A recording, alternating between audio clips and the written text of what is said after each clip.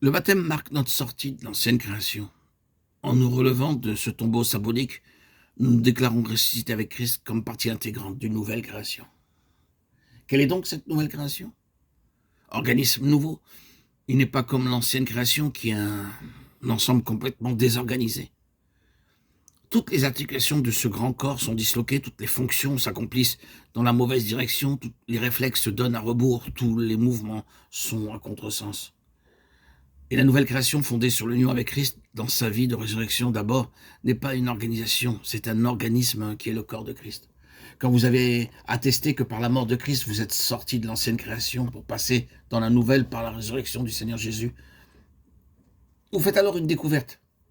Vous constatez qu'il y a dans cette vie nouvelle quelque chose qui témoigne de la nature corporative de l'organisme, sous l'onction une et exclusive du Saint-Esprit. Ananias est envoyé vers Saül de Tarse, et les deux choses se présentent ensemble. Le baptême de Saül était un témoignage, et l'imposition des mains d'Ananias sur lui était un autre témoignage. 2 ou 3 ans plus tard, quand Paul se met à l'œuvre d'une façon plus décisive dans cet apostolat pour lequel il a reçu l'onction de nouveau à Antioche, on lui impose les mains. Et pourquoi? Est-ce pure forme? Est-ce simple courtoisie? Nullement. C'est la représentation terrestre d'un principe divin. À tout moment dans l'histoire de ces premiers chrétiens, on retrouve ces mains étendues. Il ne s'agit pas toujours des apôtres, mais souvent de simples représentants du corps de Christ. Leur action, en effet, n'a pas un caractère officiel ou ecclésiastique, mais un caractère purement représentatif. Ils agissent pour le corps entier. Ils étendent leurs mains et les posent sur celui-ci, sur celui-là, témoignant ainsi de l'unité essentielle du corps. C'est un acte d'identification.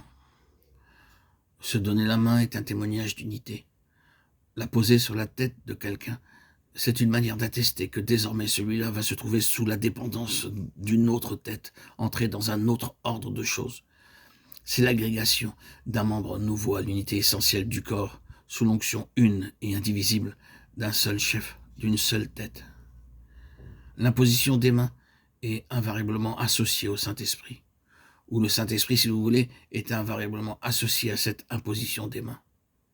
Ce qui revient à dire que le témoignage à l'unité du corps, qui est ainsi rendu par cet acte d'identification, est un témoignage à l'unité exclusive de l'onction. Le Saint-Esprit rend témoignage à cette unité essentielle, de sorte que même un Paul, si grand soit-il, si spécial que fût son élection, même un Paul qui reçut son mandat d'une façon si merveilleuse, ne saurait malgré tout cela commencer son ministère sans autre. Le Seigneur doit l'amener d'abord à reconnaître que la carrière qui va s'ouvrir pour lui est la carrière du corps de Christ tout entier, et que loin de lui appartenir en propre, son ministère sera le ministère du corps et non le sien.